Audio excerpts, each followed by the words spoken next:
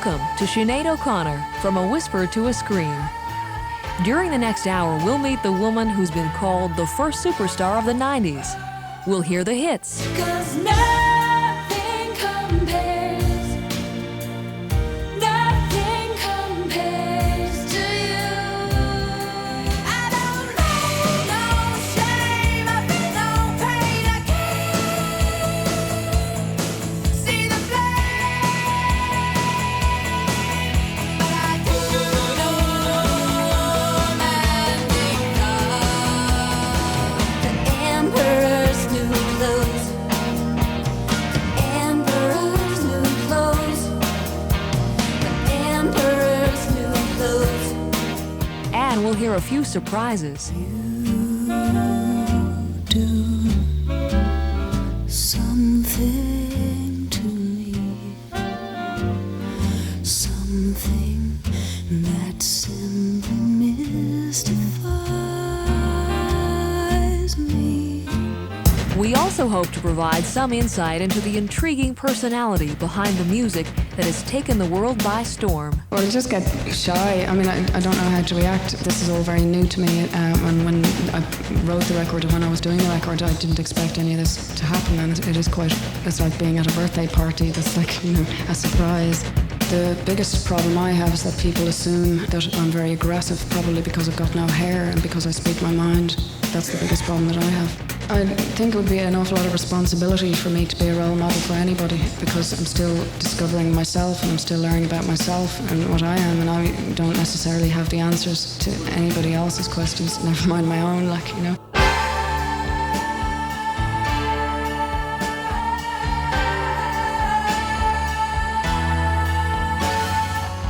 Sinéad O'Connor, From a Whisper to a Scream, will return after this.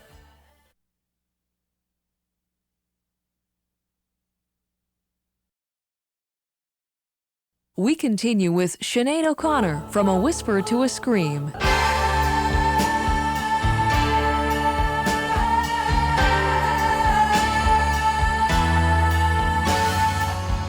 In a few short years, Sinéad O'Connor has developed a reputation for an intense honesty, both in her music and in her public statements. Of late, the singer has chosen to talk to the press via press conferences. This isn't something that I do all the time, and it's not something that I've done for a long time. Sometimes it's necessary because of the misconceptions that people have of celebrities, which is a word I hate, to do things like this in order to let people see that you are actually an ordinary person and that people shouldn't have ideas. Her directness has caused her problems in the past. Back in 1988, England's New Musical Express dubbed her the female Johnny Rotten. But it's that very no-holds-barred attitude that's the foundation for her musical vision. Even with a runaway hit album and sold-out concerts, her feet remain firmly planted on the ground, and she has no illusions about being a rock star. Well, I just get shy. I mean, I don't know how to react. This is all very new to me. And when I wrote the record and when I was doing the record, I didn't expect any of this to happen. And it is quite, it's like being at a birthday party. That's like, a surprise.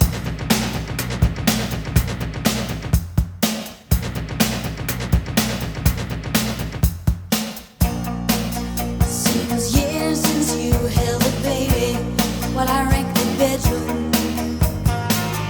You said it was dangerous after Sunday, and I knew you loved me. Hit things, I just became famous, and that's hurt and messed me up. But it's wrong, how could I possibly know what I want when I was only 21? There's millions of people offer advice and say how I should be, but they're twisted and they will never be any influence on me, but you will always be. You will always be. If I treated you mean, I really didn't mean to. You know how it is and how a pregnancy can change you. See plenty of clothes that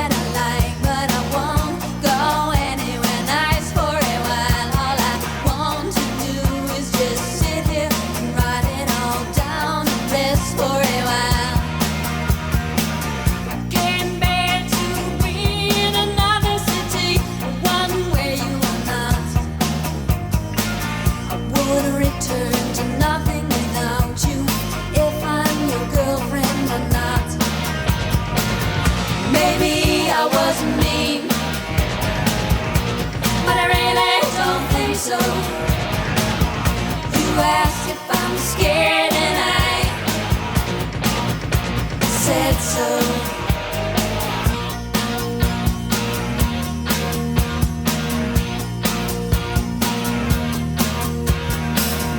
Everyone can see what's going on. They laugh cause they know they're untouchable, not because what I said was wrong. If it may bring, I will live by my own policies. I will sleep with a clear conscience. I will sleep in peace. Maybe it sounds mean, but I really don't think so. You asked for the truth and I told you. Through their own words, they will be exposed. They got a southern case of the emperor's new clothes. Emperor's new clothes. Emperor's new clothes. Emperor's new clothes.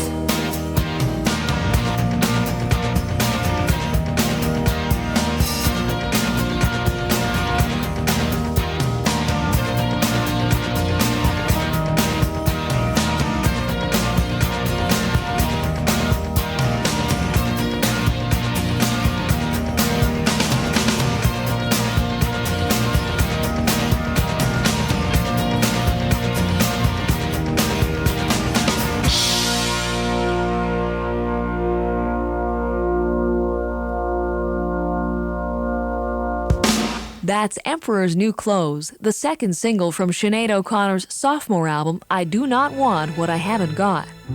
I am not like I was before.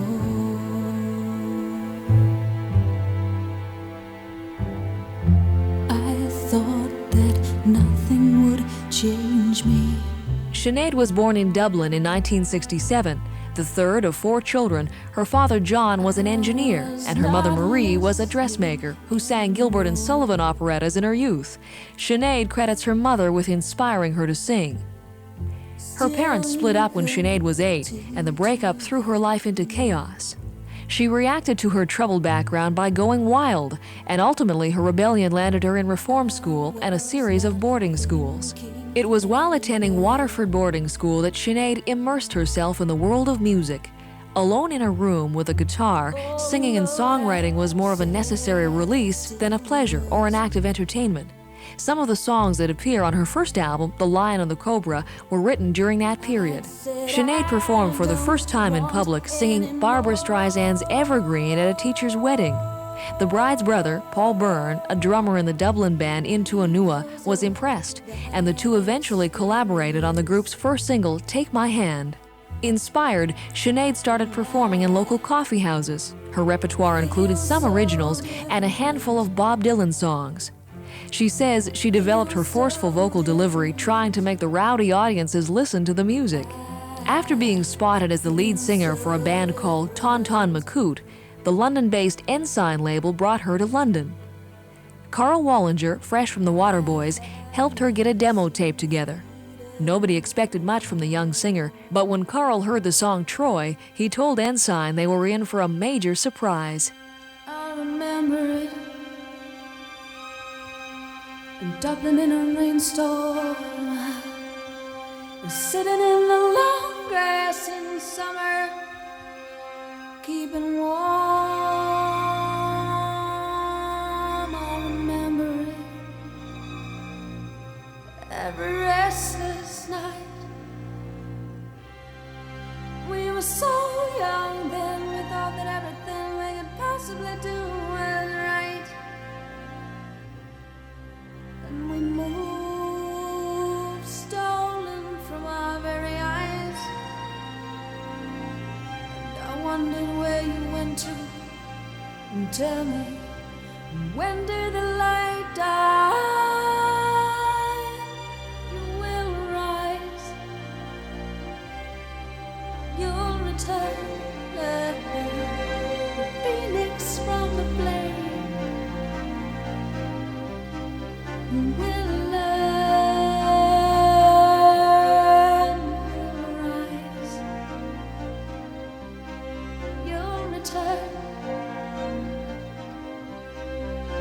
what you are.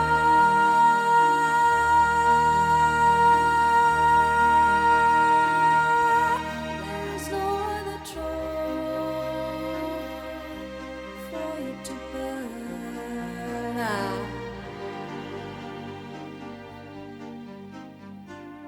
And I never meant to hurt you. I swear I didn't mean those things I said. I never meant to do that to you. Next time I keep my hands to myself instead. Oh, does she love you? What do you want to do? Does she need you like I do?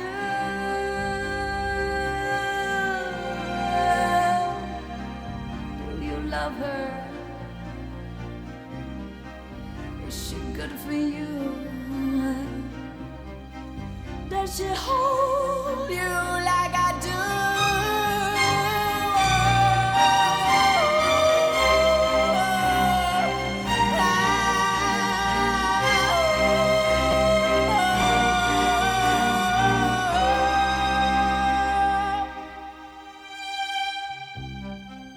Do you want me? Should I leave? I know you're always telling me that you love me, but just sometimes I wonder if I should believe. Oh, I love you. God, I love you. I'd kill a dragon for you. I'll die.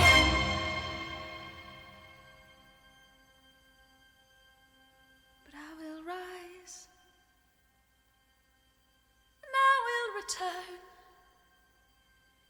The phoenix from the flame. I have learned I will rise, and you'll see me return, being what I am.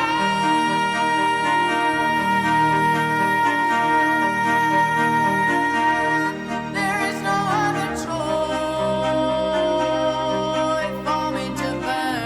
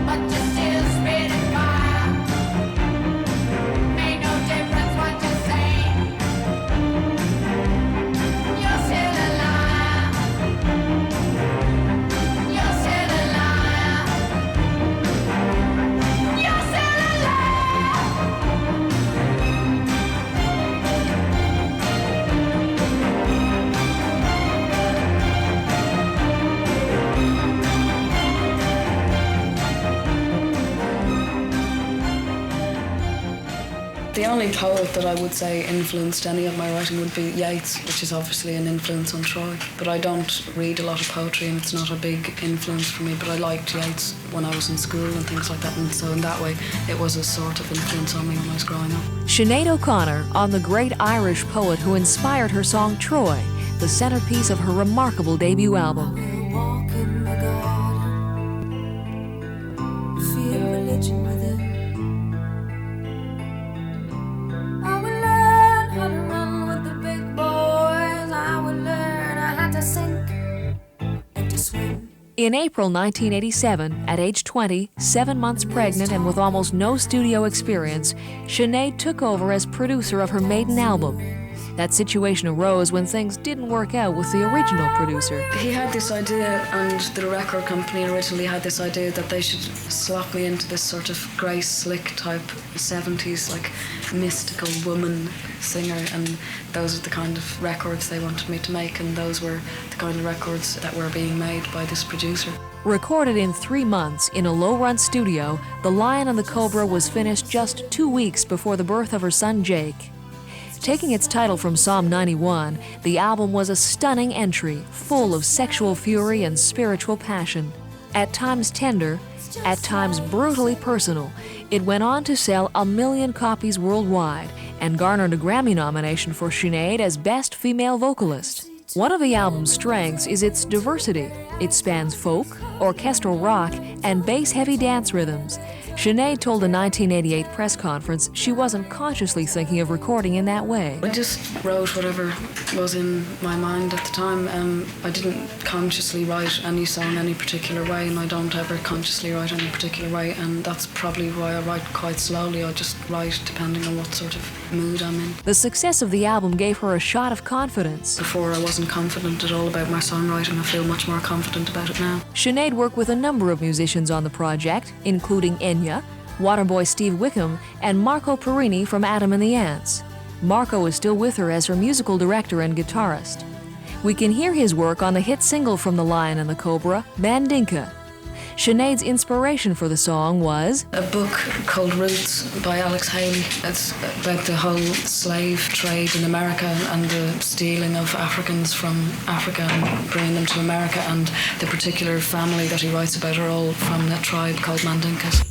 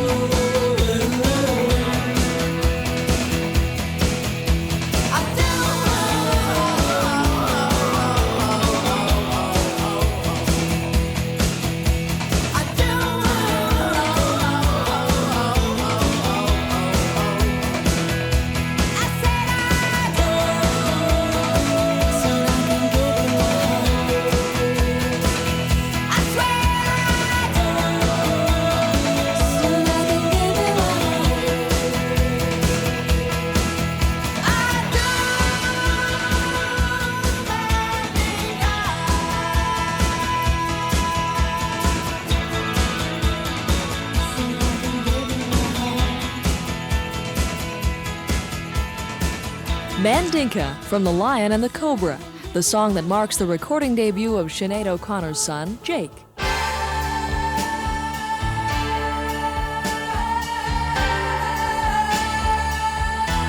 When we return, Sinead teams up with MC Light.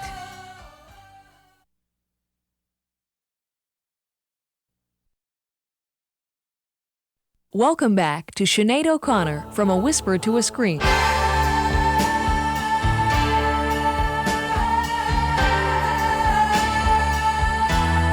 Sinead's 1990 World Tour has established her as one of the premier live performers working today. It's hard to believe that only a few years ago she toured for the very first time as the opening act for In Excess. For Sinead, it was a valuable learning experience. I wouldn't do it again, not because of a band like that or anything, because I did it more for my own experience than anything else. I had never heard of In Excess before or anything, so it was a very good thing to do for my experience. It was the first time I'd ever been on tour, so I learned an awful lot from it, like that you don't sort of go out drinking till 5 o'clock in the morning after a show if you expect to do another one tomorrow. Things like that are very educational. Although a relative newcomer to world tours, Sinead has adapted well to the road, and for her, the stage is a place of transformation. Well, I wouldn't say that I was a different persona. I would say that I am still Sinead, but I'm different in that you can't see the audience or anything. You can see the people that are like right up the front, but you can't see the audience. And I don't know about anyone else that's playing, but I'm not aware of the level of applause of the audience or the level of excitement or any of that stuff. In that way, you become a different person because all you're aware of is yourself, and you can hear your voice really, really loud, and it's really satisfying. Then when you get off stage, it's quite a shock because you realise that there are people around where you've just spent an hour thinking you're the only person in the world. During her first headlining tour, Sinead requested local rap and hip-hop groups to open her show. For her, hip-hop is an inspiration. She says it's her favorite form of music because it's so direct and simple. Although surprisingly, at first she didn't like it at all. When I heard it first, I didn't like it at all. I thought it was really boring and unmelodic and things. And then Faulkner started giving me tapes of things that he liked and, records that had just come out and things like that. And I began to really, really like it. And so now I love it. Always open to working with rappers, she chose Brooklyn female rapper MC Light for the 12-inch remix of I Want Your Hands on Me. I heard a record of hers and asked her to do some rapping in the middle of I Want Your Hands on Me, so she's done that.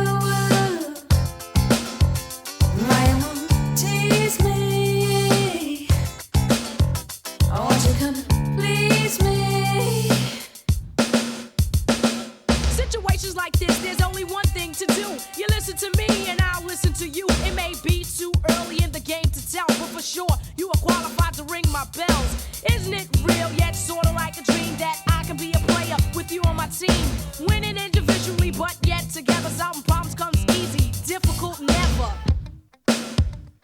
Hey, hello, my name is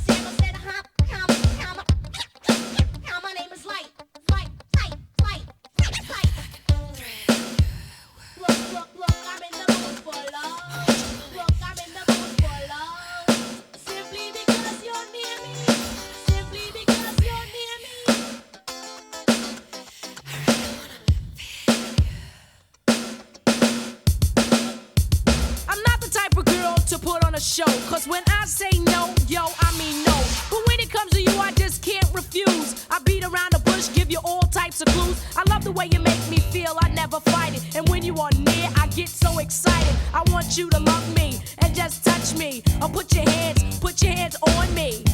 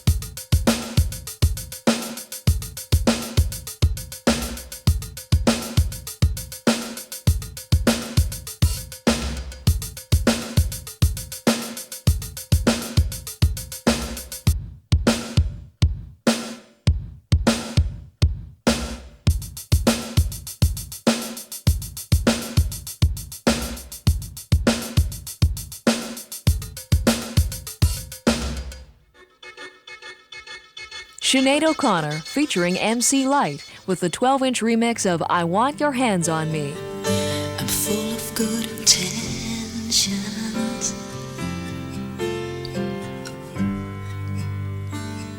like I never was before. A pivotal event in Sinead's life was the birth of her son Jake.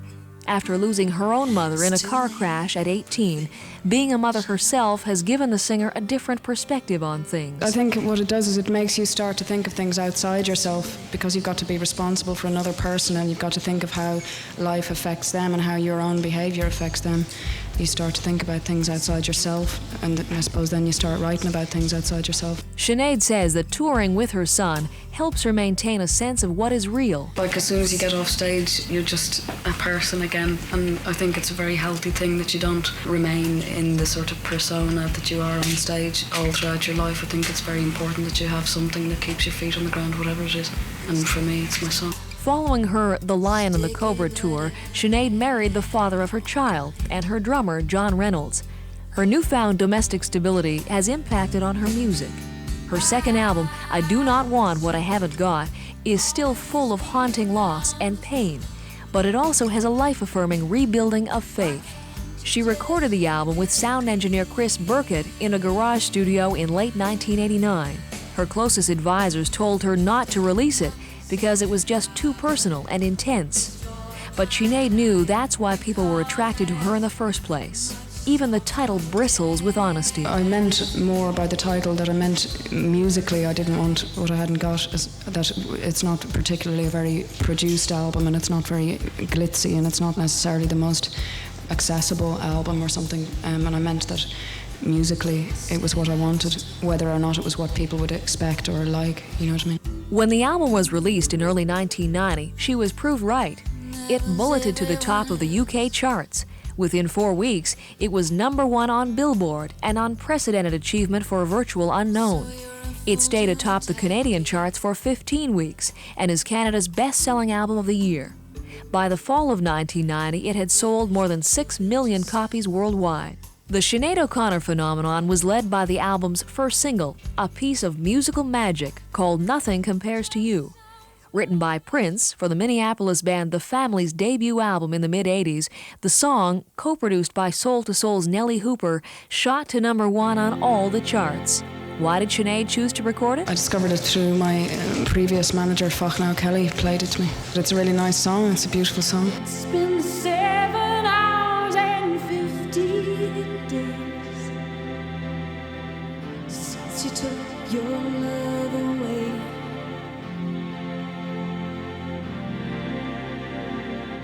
I go out every night and sleep all day since you took your love away.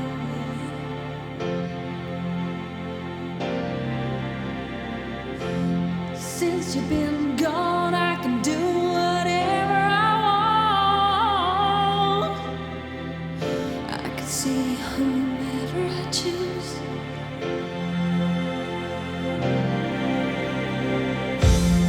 eat my dinner in a fancy restaurant,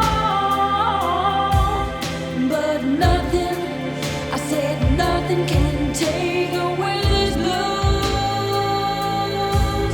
'cause nothing compares to you.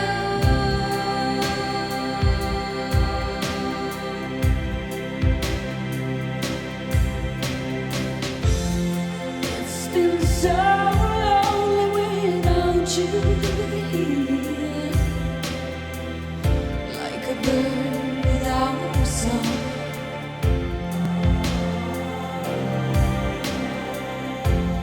Nothing can stop these lonely tears from falling. Tell me, baby, where did I go wrong? I could put my arms around every boy I see. They only remind me of you.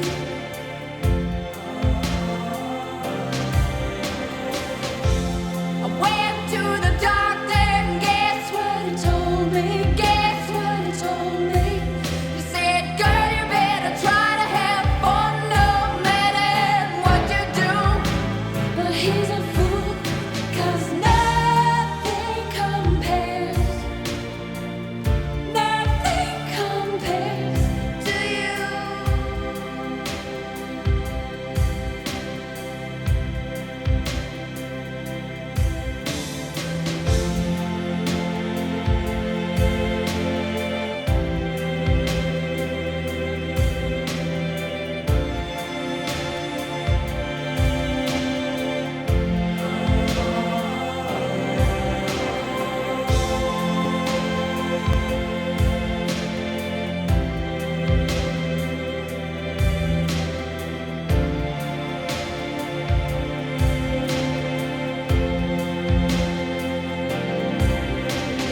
All the flowers that you planted, mama, in the backyard, all died when you went away.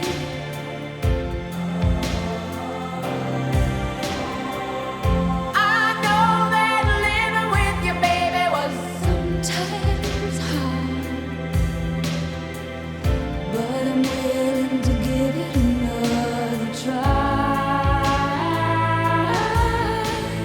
Nothing compares to you. Nothing compares to you.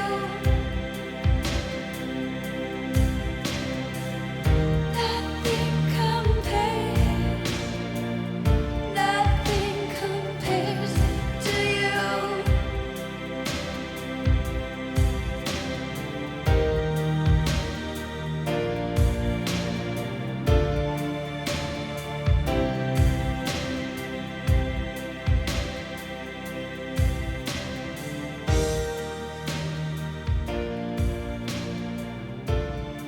Sinead O'Connor with her first #1 hit, Nothing Compares to You. I'm walking through the desert, and I'm not frightened, although it's hard.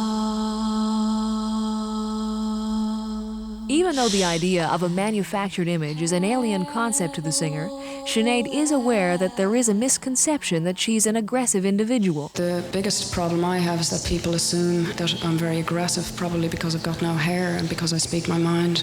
That's the biggest problem that I have. Ah yes, the infamous Sinead O'Connor hair.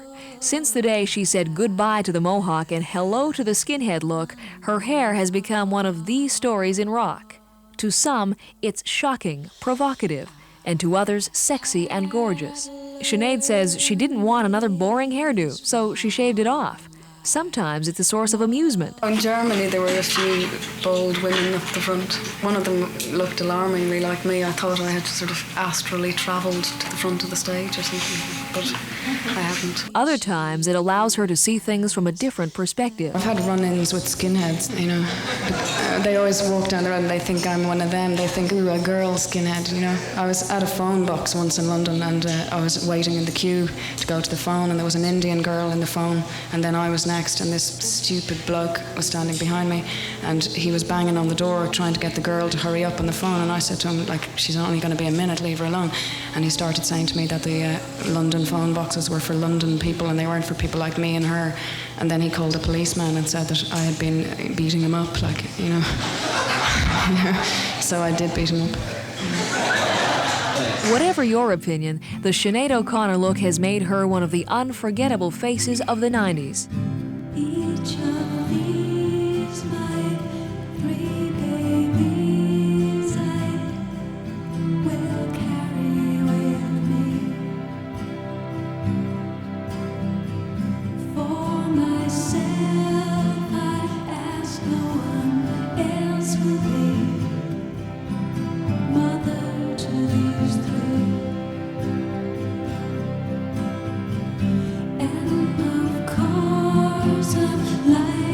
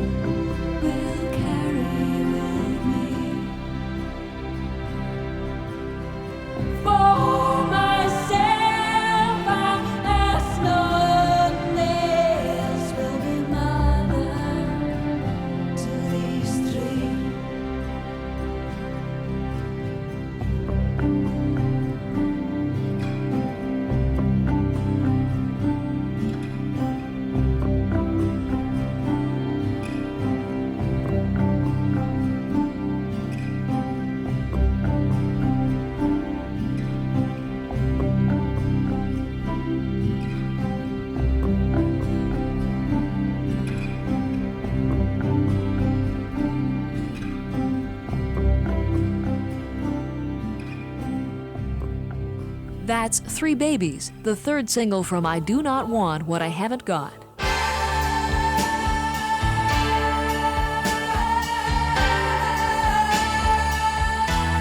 Sinead O'Connor, From a Whisper to a Scream, will continue after this.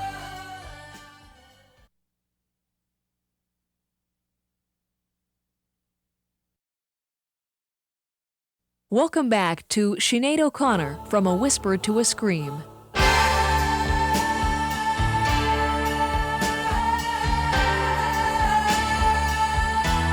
I Do Not Want What I Haven't Got is full of Sinead's Celtic roots and influences.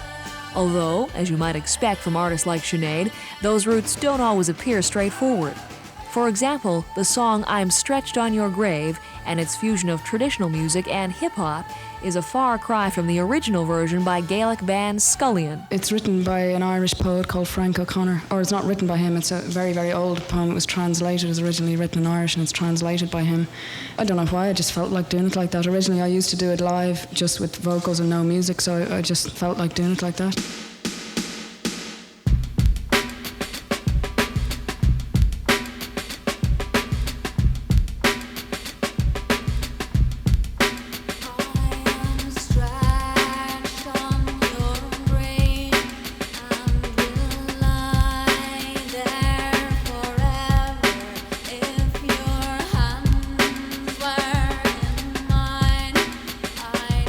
Sure we'd not sell.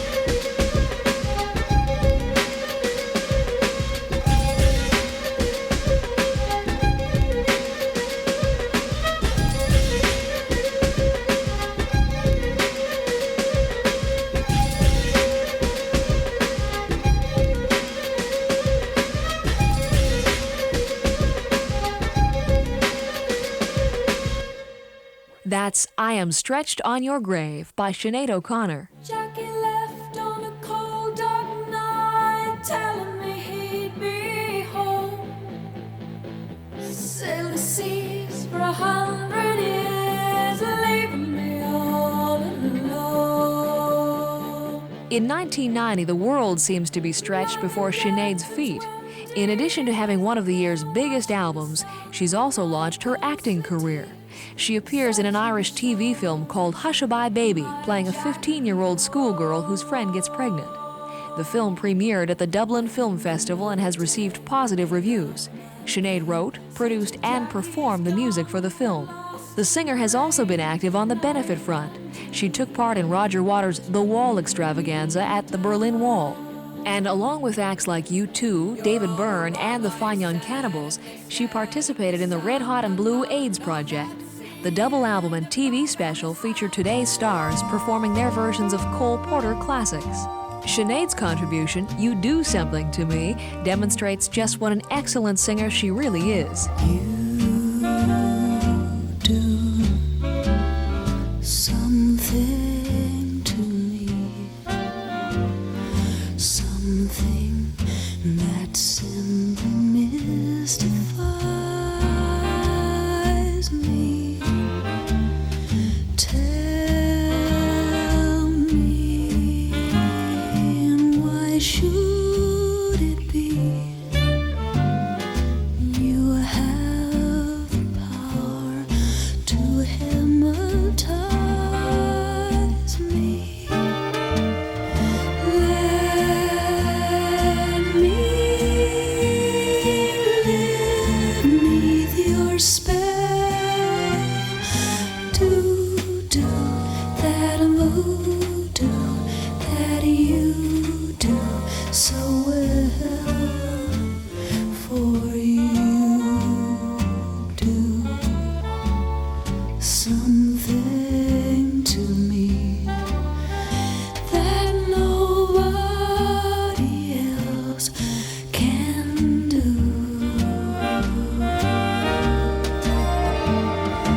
Let me live beneath your spell. Do that voodoo that you do so well. For you do something to me that nobody else can do. That nobody else can do.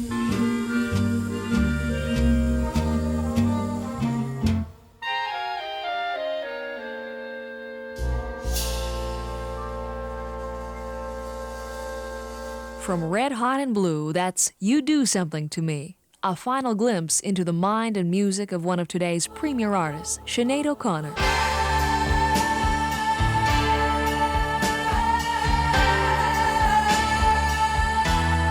Sinead O'Connor, From a Whisper to a Scream, was produced for Chrysalis Canada by Interviews Incorporated, Doug Thompson, Bob Makowitz, and Alan Lysett. Special thanks to Cam Carpenter.